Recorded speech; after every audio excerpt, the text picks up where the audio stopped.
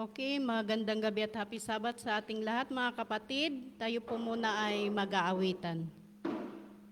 Bago tayo mag-awitan, tayo muna ay manalangin. Ating iyo ko ang ating mga ulo. O Diyos, mahabaging ka sa lahat. Panginoon, salamat sa buong isang linggo na kami iyong iningatan. Salamat, Panginoon, sa buhay at kalakasan na pinagkaloob mo. Ganon din, Panginoon, sa mga pagpapala na aming natanggap. Salamat, Panginoon, sa buong maghapon na ang aming mga gawain ay iyong iningatan. At sa aming pag-aawitan, ikaw ang manguna at bigyan kami ng magandang boses at kami ay iyong linisin sa aming pagkakasala upang kami kaaya-aya sa iyong harapan sa pangalan ni Jesus. Amen. Ating pong buksan ang ating awitan, Panginoon di ko hangad.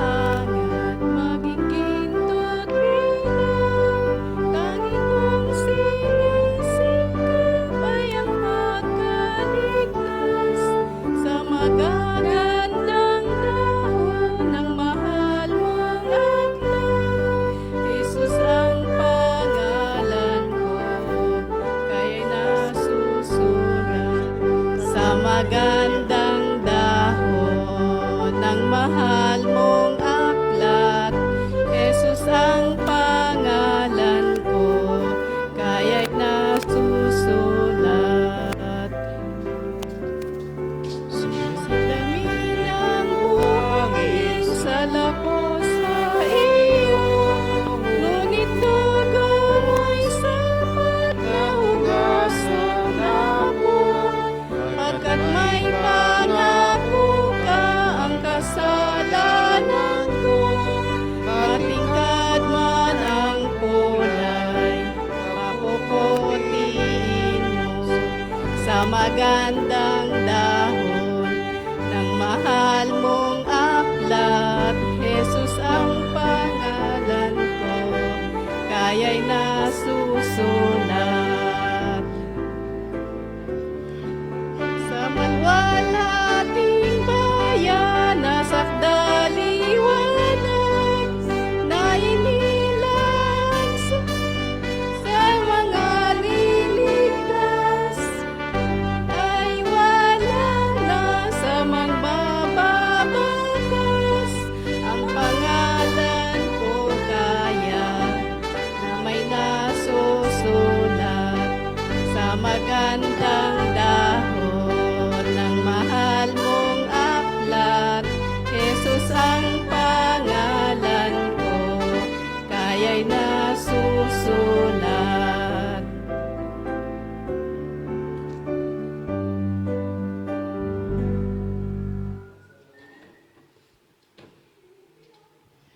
Sa pangalawang awitin, tayo ay pinag-atasan.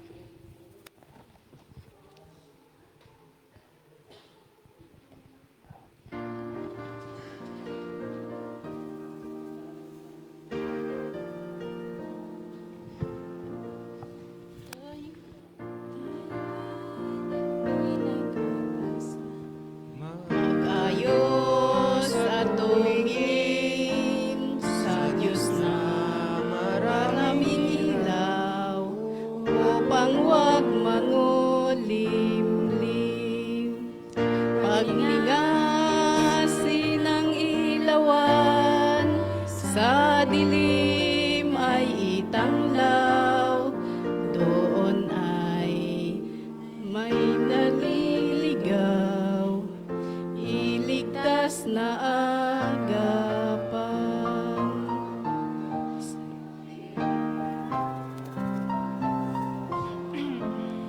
Marami ang humanap sa liwanag na ilaw, paglingasin ng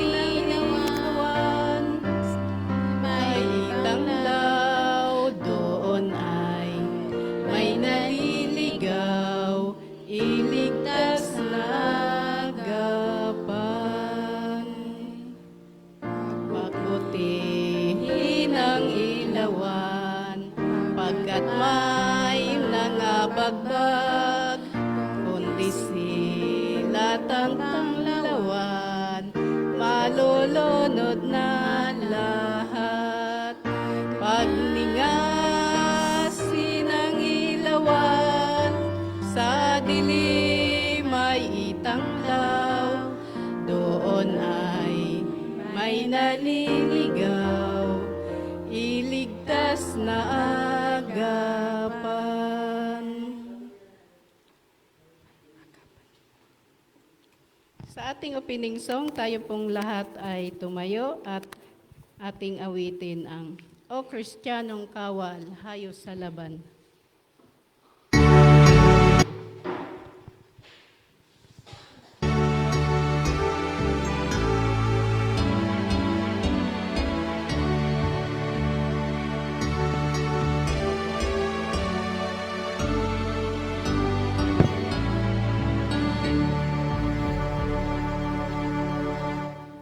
Kristiyanong kawal, hayo sa laban. Si Jesus ang nangunguna sa daan at umaalalay sa kahirapan nang tayo'y magdiwang sa libutan. O Kristiyanong kawal, hayo sa laban. Krus ni Jesus ang ating sinusundan. Siya ay ihayag at nang tumakas, ang bumabagabag na si Satanas. Tunin ang lakad, dalhin ang hirap ng ating malasap, bihis na galak. O Kristiyanong kawal, hayo sa laban. Krus ni Jesus ang ating sinusundan. Ang kanyang kawan o balakhan ay nangangapisan, laki pang tibay sa pakikilaban at nang magdiwang ng pagtagumpayan, madlang kaaway. O Kristiyanong kawal, hayo sa laban. Krus ni Jesus ang ating sinusundan. Sulong kanyang bayan at matipisan sa pag-aawitan ng pagdiriwang. Kay Jesus ibigay ang kapulihan, atin siyang awitan magpakailanman. O Kristiyanong kawal, hayo sa laban. Krus ni Jesus ang ating sinusundan.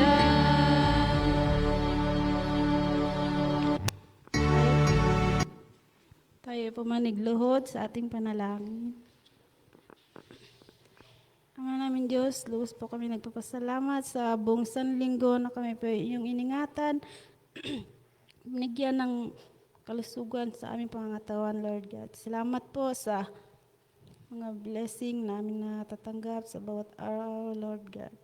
Salamat din po sa buhay at lakas na inyong pinagkaloob sa amin. Ito po ang samtiling sa pangalan ni Jesus. Amen.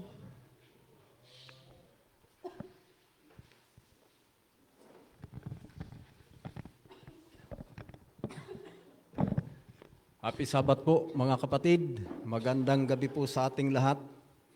Purihin po natin ang Diyos sa hapong ito ng Sabat. Hapon pa lang, pero ito ay medyo madilim na. Kaya ito ay pagsalubong natin sa paglubog ng araw, pagpasok ng araw ng Sabat. Tayo ay nagpupuri sa Diyos. Magbibigay tayo kaluwalhatian sa Kanyang banal na pangalan. Sa kabila ng lahat, tayo po ay iningatan, pinatnubayan ng Diyos sa lahat po ng ating mga gawa. Ganun din po sa atin pong mga lakad saan man po tayo pumaroon. Ano ho? Ang Diyos po ay patuloy na pumapatnubay sa atin. Siya po ay nagbibigay din ng pagpapala sa bawat isa. Kaya sa hapong ito ng Sabat, sa gabi pong ito, atin po siyang pasalamatan, purihan, at siya po ay atin pong luwalhatiin. Ano ho? Sa Kanya pong walang hanggang pag-ibig at kabutihan sa bawat isa po sa atin. So sa gabi pong ito, aking pong bilang inyong pagpakilala sa mayroon pong mga bahagi. Ang nagbigay po ng atin pong nanguna sa atin pong pag-aawitan ay si Sister Irene Salazar. Ayan, siya po ang nagbigay or siya po ang chorister ng atin pong pag-aawitan. Ano ho? At gayon din, sinundan po ito ng panalangin ni Sister Jumra Palmone. Ayan. At siyempre po, ang nanguna po sa atin pong sound system ay walang iba kundi si Brother Alvin Mascardo. Ayan. Maraming salamat po, Brother Alvin. Dahil ikaw ay laging nakaprepare sa atin pong pagbibigay ng sound. Ano ho? At siyempre po, ang inyo pong lingkod, ang siya pong tagapagpakilala, pero bago ko po ipakikilala ang aking sarili sa inyo, dahil ako naman po ay kilala ninyo, atin pong ibibigay ang pagpapakilala sa atin pong tagapagbigay mensahe ng ating banal na kasulatan, ang salita ng Diyos na tinapay ng buhay na dapat po nating pagsaluhan. Ito po ay ating hapunan sa hapong ito. Ang magdadala po nito ay walang iba kundi si Ma'am Mercy Sidugin. Yan. Bago po natin mapapakinggan, mga minamahal ko pong mga kapatid, ang mensahe ng banal na kasulatan na dadalhin po sa atin ng ating pong kapatid, ay magbibigay muna ng isang mensahe ng awit, isang special song, ang atin pong dalawang kabataan, na walang iba kundi si Junjun at si Tad.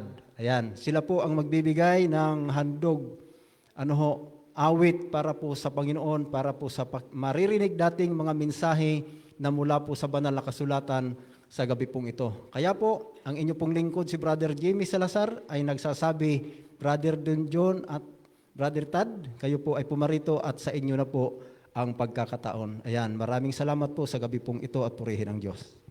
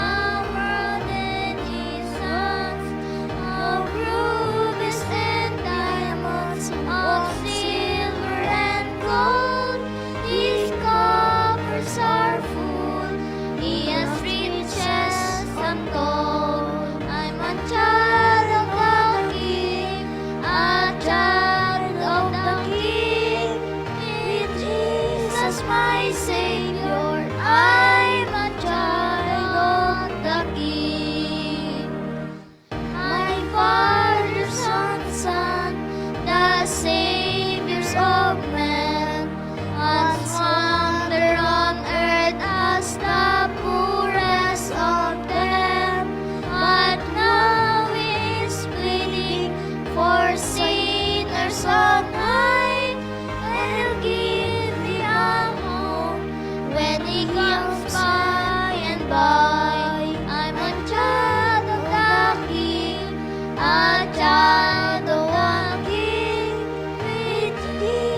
Jesus, my Savior, I'm a child of the King.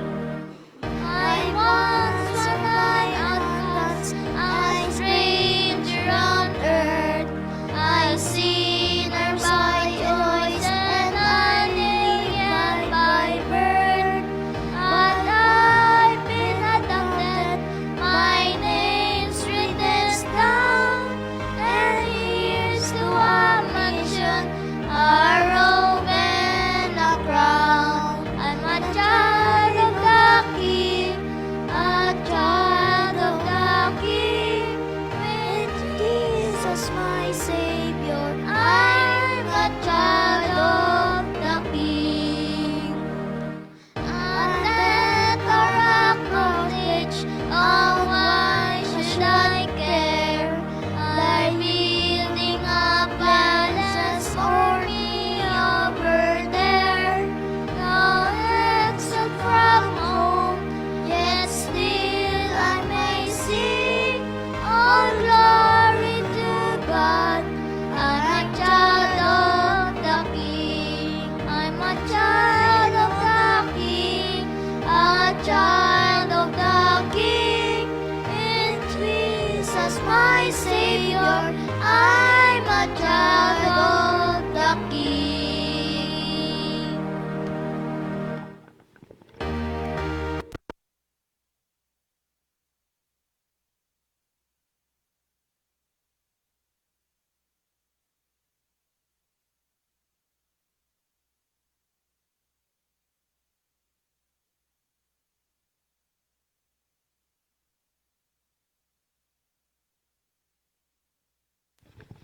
Thank you for this step stool. Now you can see me better. Thank you very much for that wonderful music and song. Magandang gabi po at happy Sabbath mga kapatid. Na-request ako ni Sister Crispa na magbigay ng message ngayong gabi. Hindi ko alam ang sasabihin ko. Hindi ko alam kung anong topic. Alam ko na I'm not a good public speaker, okay? Let alone speak to mga kapareho nyo na magaling sa Bible, okay? Kaya ako'y natatakot ngayon kasi ang tongue ko is not good in speaking. Anyway, before we start, shall we bow our heads for a silent prayer? Our loving Heavenly Father, thank you, Lord, for this Sabbath day that has come to us. I pray that you will be with us and be with me as I try to share a little message to our brethren this evening. May you give me knowledge and understanding, and may you also bless our congregation that they'll be able to grasp some lessons from this. Thank you so much, Lord, for loving us and for guiding us tonight. And may your holy presence be with us. For all these favors, I pray. In Jesus' name, amen. Anyway, mayroon ba kayo ng encounter na tao na pipi, na mute, na hindi marunong magsalita, hindi makapagsalita? Okay? Yung iba po ay sign language lang po. Okay? Sa palagay ko, mahirap talaga sa kanila to relay the message that they want to say. Kaya ang aking problema din ngayon ay hindi ko malaman pag-relay sa inyo ng aking message kasi hindi ako marunong masyado magsalita dito sa harap. Okay? Kapareho ni Moses when he was asked to lead the Israelites out of Egypt, what did he say to the Lord? Lord, I'm so slow in tongue. I don't know how to speak. Okay? And so what did the Lord say? Sino ba ang gumawa ng ating bibig? Kundi ako. Kaya you go and I'll be with you. I'll speak for you. Kaya ngayon, I'm asking the Lord to be with me to speak to you. And together with that, with the help of the Lord, ang aking help din itong Signs of the Times na nakita ko kagabi, sabi ko siguro itong aking topic for tonight. Okay? Ang topic ngayon ay speech. Speech. Is it a blessing or a curse? Okay? Kasi tayo po ay makapagsalita tayo, it depends on paano natin ipalabas yung ating sinasabi. It could be a blessing or a curse to other people. Okay? Kaya po, ito ang sinasabi dito.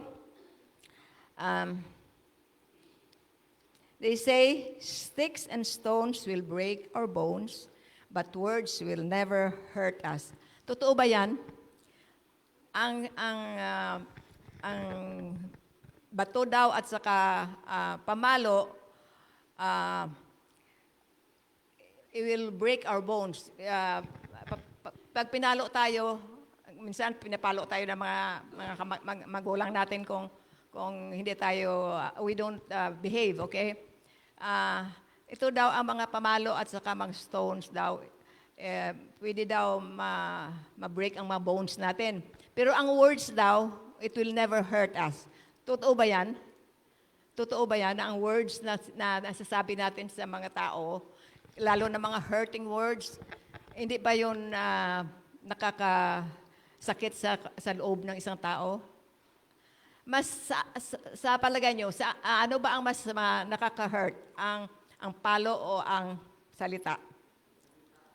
Ang salita po. Kasi po yung salita, yun talagang nag-ano sa ating mind. Kahit ilang taon nang naglipas, yung sinabi mo sa kanya, naka-hurt, talagang nandyan yan. Hindi mawawala talaga yan.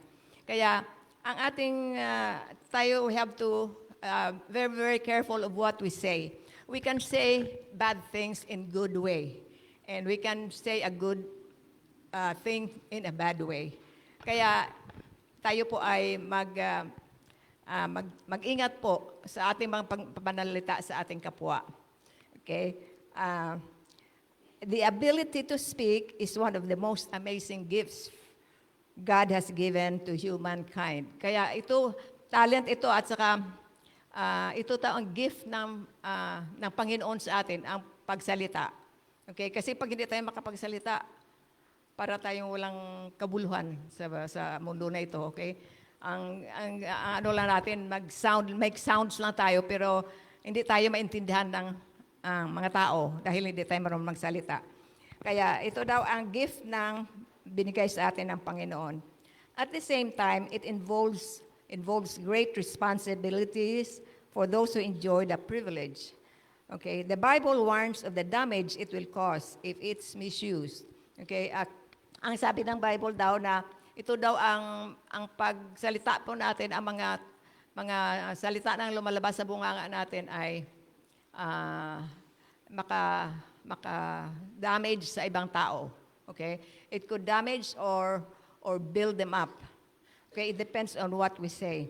Okay? James wrote that the tongue is a small part of the body, but it makes great boast. Consider what a great forest is set on fire by a small spark. The tongue is also a fire, a world of evil among the parts of the body. It corrupts the whole person, sets the whole course of his life on fire, and is itself set on fire, hell. Yun daw ang tongue natin, ang maliit lang ang tongue natin, no? Maliit na part ng body natin, pero ito daw ay makasira sa buong mundo. Okay? Kaya doon na nangyari ang mga World War dahil sa salita. Okay? At saka, yung tongue daw natin ay parang fire ito na it can set the whole forest in fire. Sa California po, every summertime, acres and acres and hectares of land, of forest are being burned every summertime. Okay? Just by a little spark, siguro nag-ano lang isang tao na dumaan doon, nag-ano ng sigarilyo niya, yon, it will spread. The fire will spread for hundreds and hundreds of acres of land. of habitation. So, kaya ganito daw po ang ating tongue, na maliit lang ang tongue natin, pero pag may sinabi tayo na hindi maganda, ito daw ang mag-spread at saka makapagpasira sa ating kapwa. Okay? All kinds of animals, birds, reptiles, and creatures of the sea are being tamed and have been tamed by man, but no man can tame the tongue. It is a restless evil full of deadly poison. Ayan, ang matame daw natin ang mga animals, yung mga hayop. Minsan yung mga aso natin sa bahay, di ba, na pwede nating i-tame, na pwede nating ang tawag na ito, mautusan, gano'n, nakakaintindi sila. Pero ang tongue daw natin, yung dila natin, wala daw makatame sa dila natin. Kasi you can just say anything na walang makapagpigil sa iyo kung anong nasa loob mo, isasabihin mo. Yun. It is a restless evil, full of deadly poison. Yan. Naka-poison daw sa lahat, sa mga tao na kausap mo. Kasi kunting sinabi mo lang doon, kalat na yan. Lalo na yung mga hindi totoo. Yun, masarap talaga ibalita sa lahat ang hindi totoo. Okay? Kaya yun, it will spread all over. With the tongue, we praise our Lord and Father, and with it, we curse men, okay, who have been made in God's likeness. Yan, ang tongue natin, we can praise the Lord with it, but we can also curse people. One of the same mouth come praise and cursing.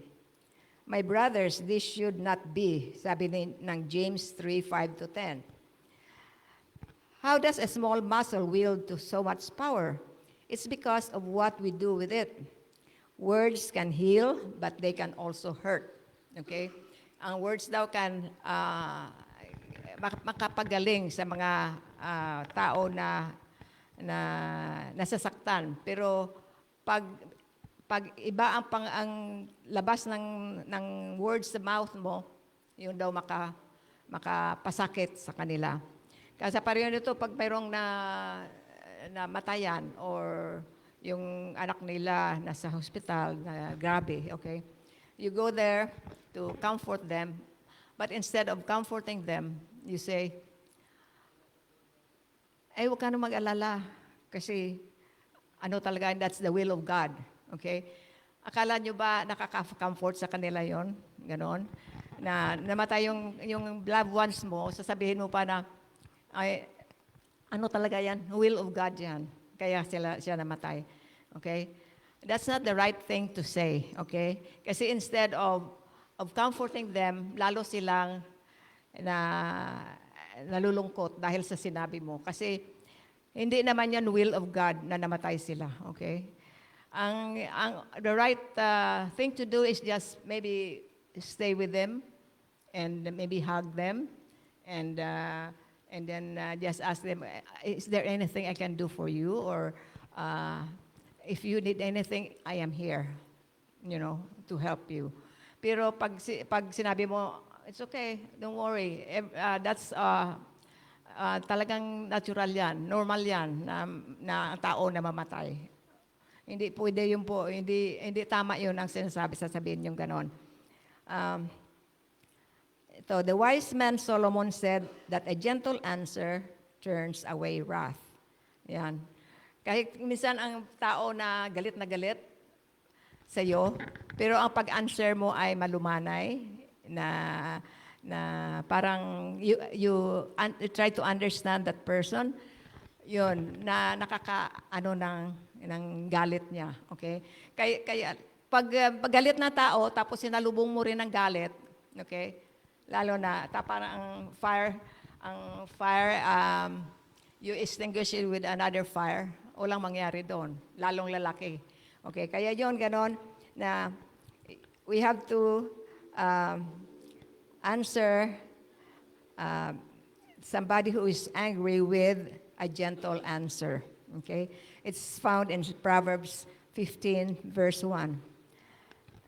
Okay, there's a little story here. It says, A couple of months ago, a man who had AIDS stood before me. He appeared to be in his 30s. He told me about his life and how he got infected when he was very young. He did not have many job opportunities, was usually sick, and at that moment was in deep mental and physical suffering. As he spoke, I wondered silently, what can I say, Lord? What does he need to listen to? What are the appropriate words for him? Yun, pag may tao na nagpalapit sa iyo na, ito, mayroon akong malala na sakit. Okay? Ano ang advice mo sa taong yon? Okay? Mabiyay sabihin nyo, ay kasi gano'n ang ginawa nyo noon, kaya gano'n nangyari. Yun ang result ng ginawa nyo noon. Di ba? Lalo mong dinadagdagan yung problema ng tao instead of trying to comfort him. Okay? Kaya, at sa mga ganyang occasion, tayo po ay hihingi ng tulong sa Panginoon at tanong natin kung ano talaga ang magandang isasabihin sa isang tao na may problema na ganyan. Okay? Then I remembered very special passage in the Bible where Jesus' disciples told a lame beggar about the greatest wealth that human being can have. Remember that beggar asked Peter for money or something, and Peter said, silver or gold I do not have, but what I have, I give you. Okay? In the name of Jesus Christ of Nazareth, walk. Okay? So, kung wala ka na masyadong masabi sa isang tao, you know, that's all you can say, you know. I don't have anything better to tell you, but I try to ask the Lord to help me say the good thing, the right thing for you, to make your life easier, to make your problem a little easier. Okay? What could I, it says here, what could I give to this AIDS victim? More than money, he needed hope. You know, hindi niya kailangan ng pera. He needed hope. Kaya yon ang kailangan natin. Everybody needs hope, lalo na yung mga hindi pa natin they're not in the faith that we have. All they need is hope. They don't need anything else. Okay? Ang i-consider natin na bagay na kung sa ating pagsasalita, ito, mayroon mga questions dito. If God has given you the awesome gift of speech, I would like you to consider the following questions. What are your children listening to you at home? Okay?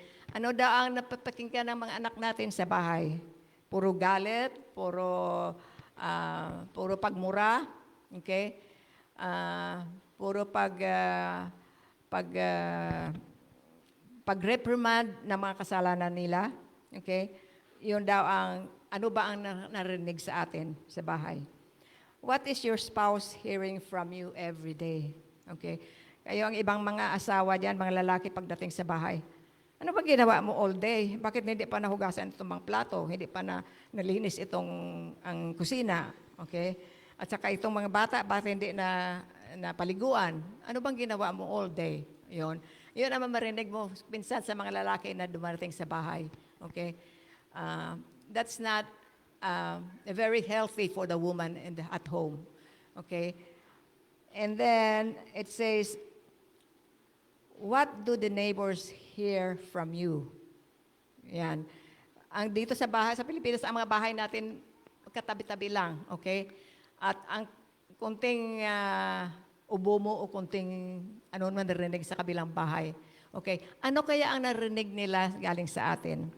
It is a word of praise or all murmuring and blaming each other in fighting and quarreling and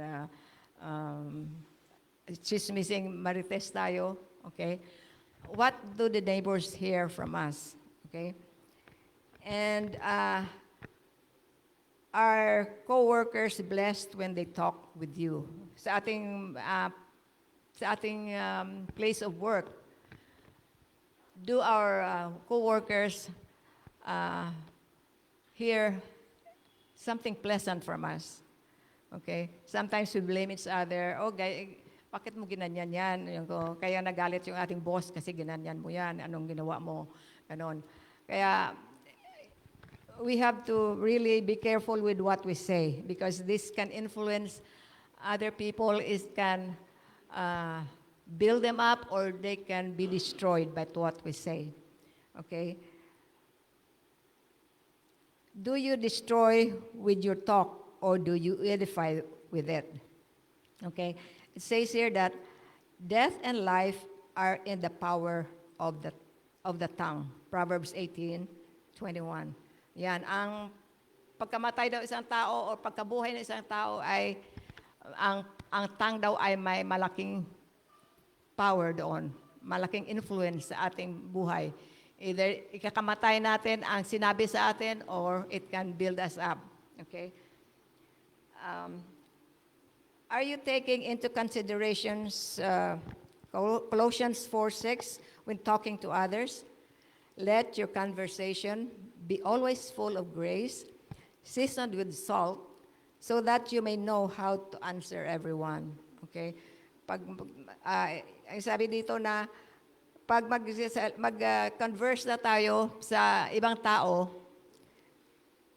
dapat daw ang ating salita ay seasoned with salt na it could have a good impact to other people. Hindi yung puro lahat salita na makaka-hurt sa kanila.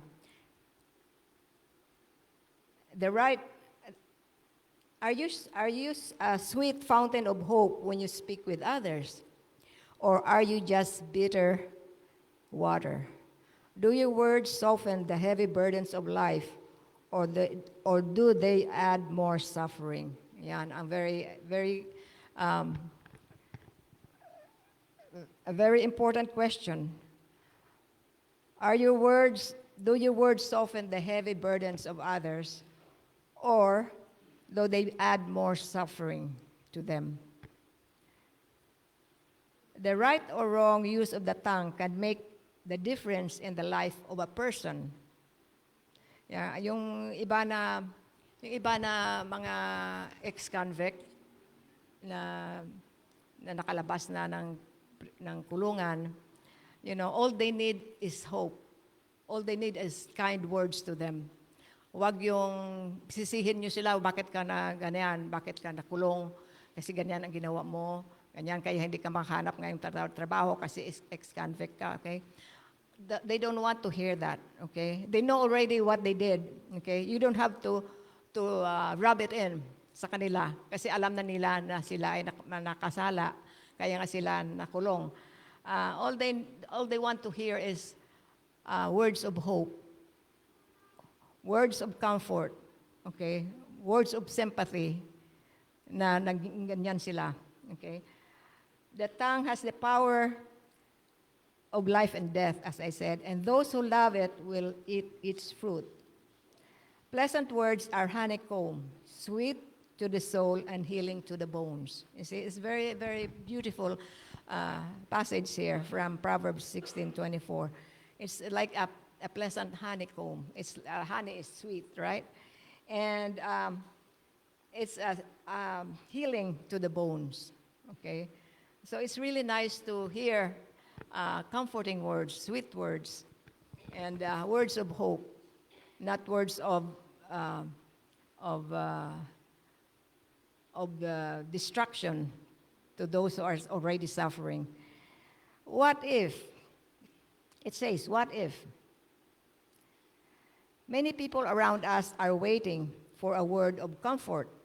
Words can heal the wounded hearts of those who suffer and cry. On the other hand, some words are more like destructive missiles than honeycombs. These words can go straight to the heart. Yeah, kaya pag ang father mo pag magsabi na napakatamad mo, napakabubo mo, ganon.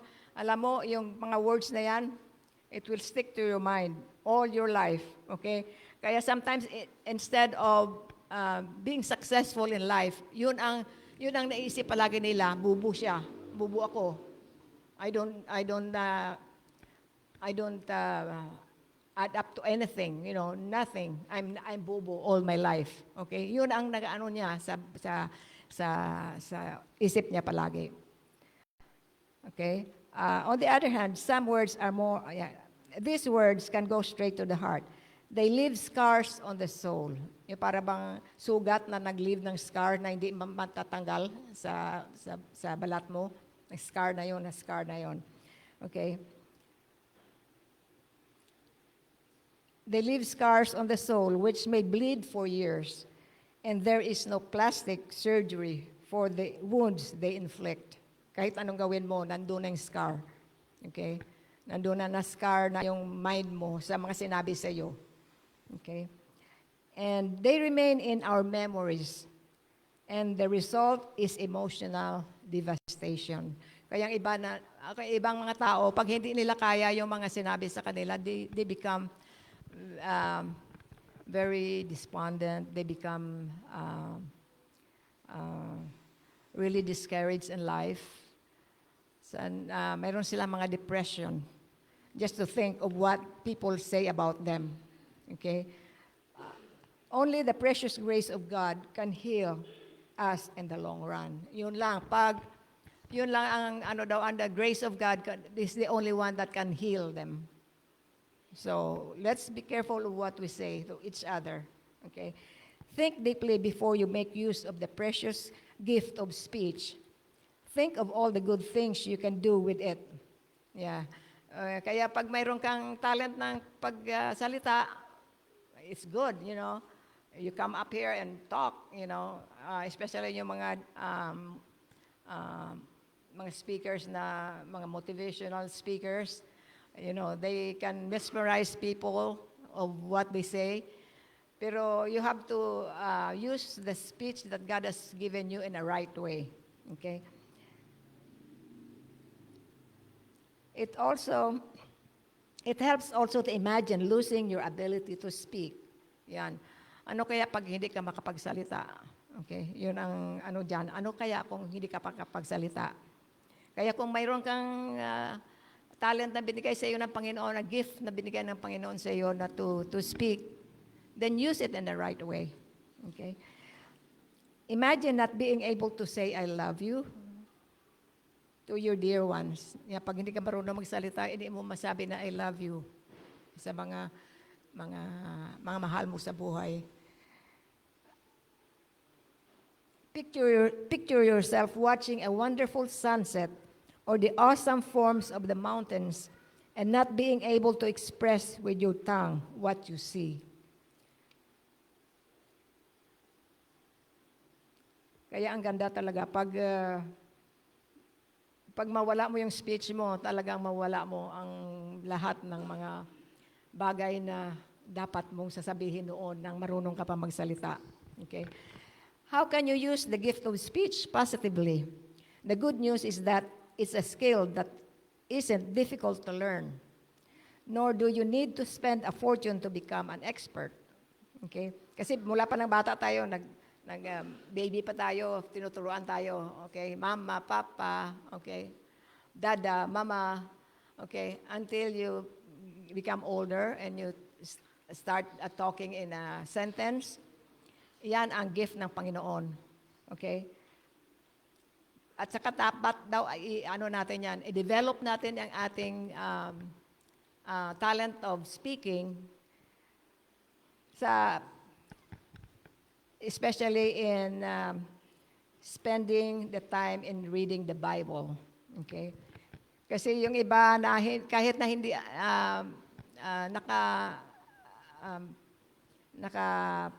pag-aral ng kolehiyo or high school, alam nyo, pag sila ay nag-ano sa Bible, na doon sila natututong magbasa. ng tama sa Bible. Okay? Kasi ang Bible is full of knowledge. Ang lahat ng wisdom na gusto mo makuha ay nandyan lahat sa Bible. Okay? Kaya should spend our time reading the Bible. You will find an endless treasures of divine words that can become a part of your speech.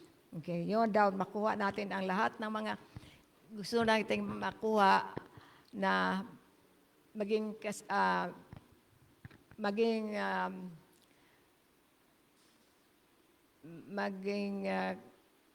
magamit natin sa ating pagsalita diyan sa Bible. Next, take time out of your busy schedule to be in contact with Jesus. Talk to Him. Learn to listen to Him. No one who gets in touch with Jesus daily can remain the same. His sweet, holy presence in your heart will guide your words. Finally, feel free to enjoy the blessing when you incorporate the instruction of Ephesians 4:29 in your life. Do not, sabi ng Ephesians 4:29, it says, do not let any unwholesome talk come out of your mouths, but only what is helpful for building others up according to their needs, that it may benefit those who listen.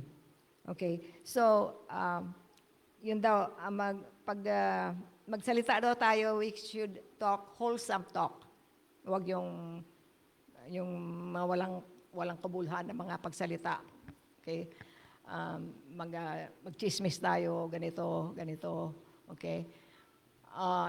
Instead of spending time in Marites, we should spend more time reading our Bible, because this is where God will help us and will guide us what to say, okay? To say to build up people. Okay, so the question is here, what will you talk about today? Okay? Ano ngayon ang sasabihin natin? Ano ngayon, kaya ngayong oras na ito, ano kaya ang lalabas sa ating mga bibig? Are they words of comfort? Are they words that will build people up, or words that will destroy them? Okay, so may the Lord God bless us and help us say the right words, so that we can help those who are still in darkness, to help them come to the Lord because of our comforting words. And thank you very much, and good night, and happy Sabbath again.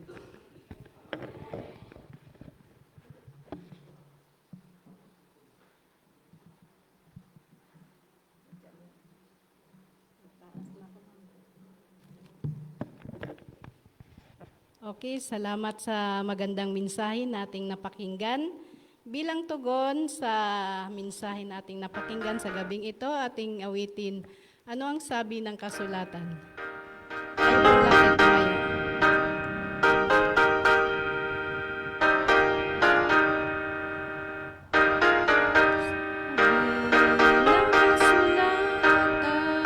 Dapat nating malaman, tao'y sisay kung minsan, ngunit ang Diyos ay tunay. Ang sabi